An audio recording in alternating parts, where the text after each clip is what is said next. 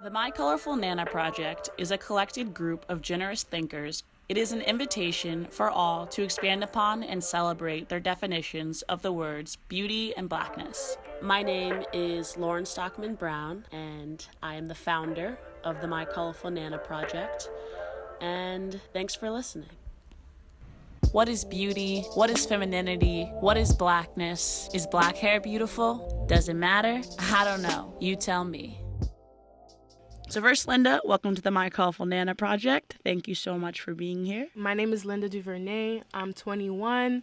My pronouns she, her, and I am Black. My major is self-care, mindfulness, and ancestral healing for Haiti's future. You mentioned that you are a Haitian American Black woman. Is that too many? Are those too many words to call it that? Can you give me a little snippet into that? Like, a lot of the stories and personal narratives that you share are about being Haitian and coming into that identity. What has that been like for you? So for me, I always identify as Haitian American. Being Haitian is like innately Black. In terms of like explaining that, I always tell people like, the history of Toussaint literature when they were creating the Constitution, telling us that no matter what, we're Black, and not to even doubt that for a minute.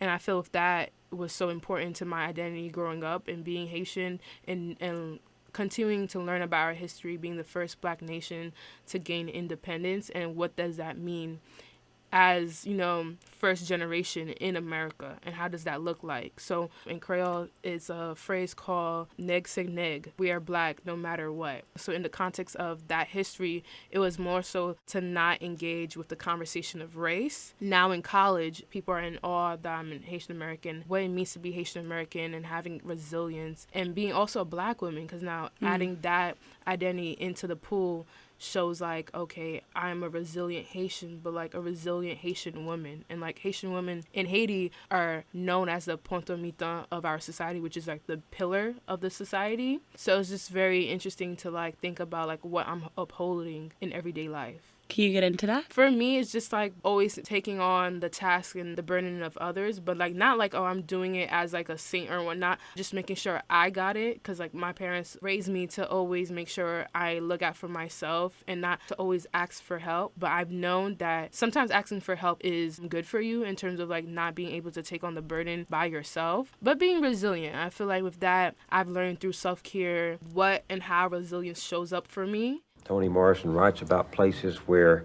even love found its way with an ice pick. Maybe that's the subject. Can we talk about love for a moment? You say love is the metaphor, and particularly when I look at the women in your novels, at the extraordinary things they do for love. To love is a revolutionary act.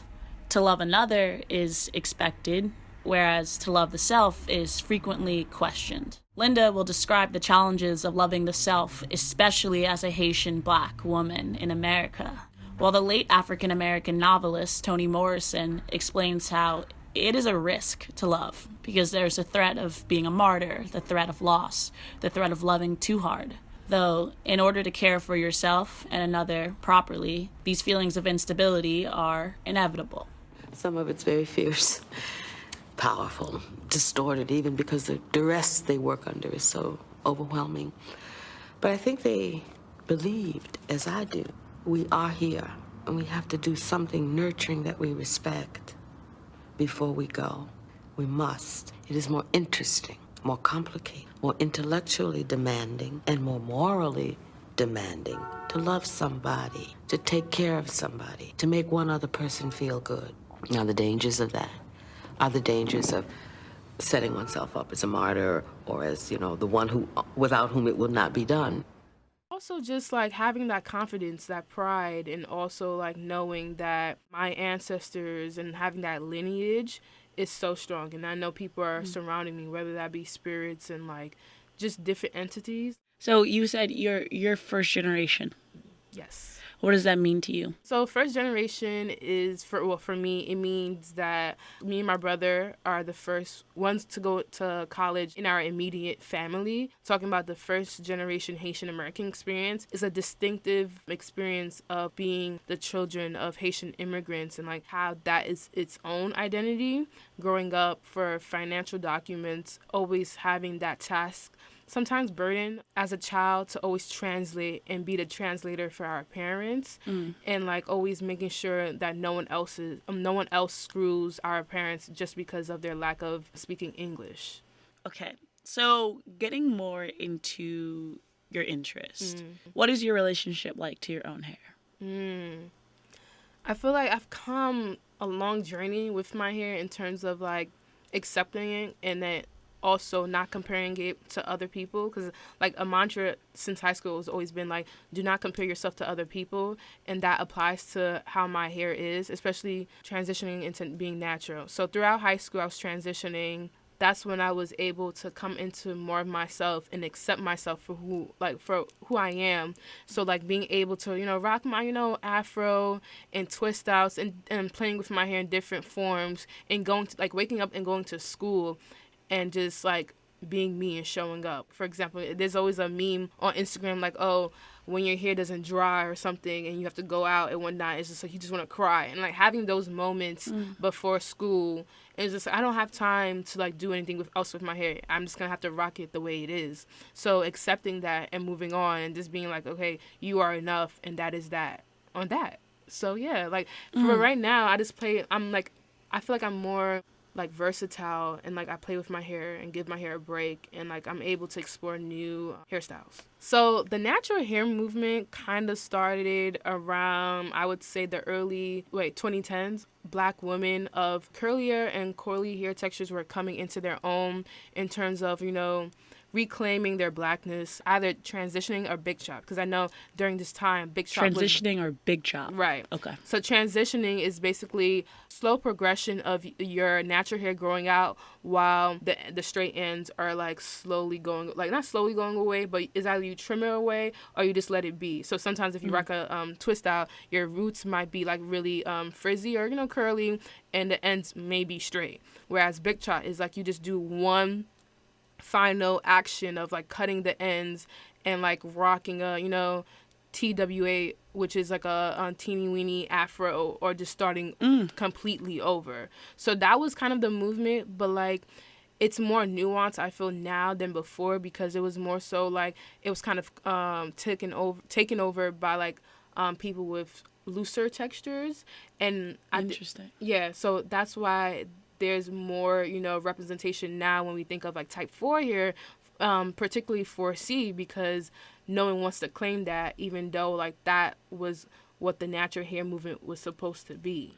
One of the ways I start the show is I say, is black hair beautiful? Does it matter? I don't know. You tell me, right? So do you think black hair is beautiful, and does it matter if we do think that it is beautiful or not?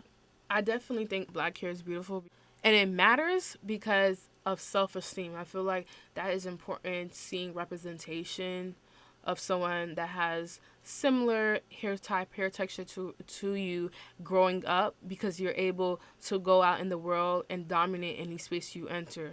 Because I feel like if we were able to see like people that look like us always since like the beginning of history, we would carry confidence and not be doubted or phased, like going into a boardroom or going to a classroom. We would just know that we wouldn't second guess ourselves the way, we seem to do.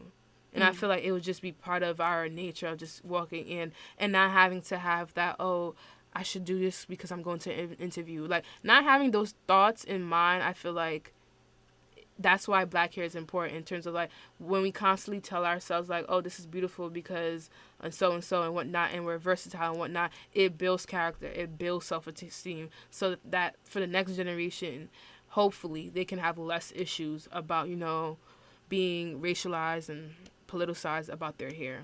I like that a lot. And then why do you think it's important for the My Colorful Nana project to expand? One aspect of it, to remember that, the black experience is not monolithic. And I feel like just to be a reminder, like especially when I'm entering spaces in NYU, even though like I'm from Brooklyn and like New York and, going into certain spaces, I have to be open and receptive to like knowing that we all didn't grow up the same way. We all didn't have the same beliefs. We all didn't have the same values, and that is okay. And we all look different, but we are all different. And I think so each experience is valid, and we can't like have like a thing of like the oppression Olympics or like putting one experience and like competing with another. So your YouTube channel and personal blog about self-care, mindfulness, self-fulfillment, getting a sense of clarity for yourself as a Black girl at NYU and in general. Tell me about it, Linda. I love the citation. Oh no, I'm just kidding. Yeah. It's so interesting when I talk about self-care with people, like in terms of like them asking me what self-care is, and I feel like that is always changing for me. I feel like it's not like something that I need to support me or care for, like nurture me. At one point, it's not gonna look like this. It's not gonna look the same in a couple months. But like for right now, self-care is, you know, as they describe, you know, from like, you know, Audre Lorde works and whatnot. It's like, you know, taking that power back. And like there's a quote in terms of like self-care is like a act of political, or like, you know, is it political warfare? I haven't posted in my room, but it's from Audre Lorde. And just thinking about like self-respect is taking your power back, but also remembering your boundaries and different types of how can you heal yourself from a trauma, maintain, you know, your wellness, your peace of mind, but also remembering to come back to the breath, remembering to come back to you, and you are the most important person in your life. And I think so as a Black woman, sometimes it's hard to remember that, just because you feel the need, well, in my experience, that you feel the need to like, you know, take care of everyone else and kind of put yourself second. Why do you think that comes with being a Black woman? I just feel like the histories that we've been taught and also conditioned to feel like we come second. So like in my experience, in terms of like being first gen, it's something about like, even though I have parents that take care of me, it's the thing of like I like, especially now in the I feel the need to always check in or take care or like do certain things that I don't need to. And maybe it's like growing up in New York, where I feel like I had to grow up like I had to mature faster than, you know, an average, I don't know, like a kid or whatnot. So in terms of just like it's really hard sometimes to explain like, oh, as Black women, why do we feel the need to carry that burden?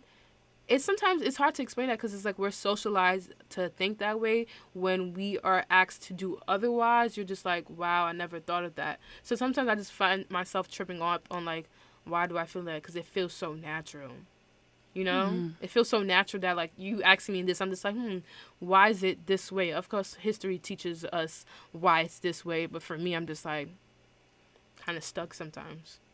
So that's part of the self-care, like undoing that work, telling yourself that I deserve to be loved, I deserve to have my personal time, I deserve my own space, you know what I mean? And say, like, you know, remembering that, but also putting the work for that to exist.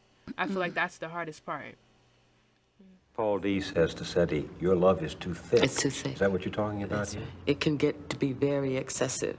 And how do we know when our love is too thick? We don't. We really don't. That's a big problem. We don't know when to stop, as Baby Suck says. When is it too much and when is it not enough? That is the problem of the human mind and the soul. But we have to try that. We have to try that. We have to do that. And not doing it is so poor for the self. It's so poor for the mind. It's so uninteresting to live without that. And it has no risk. There's no risk involved.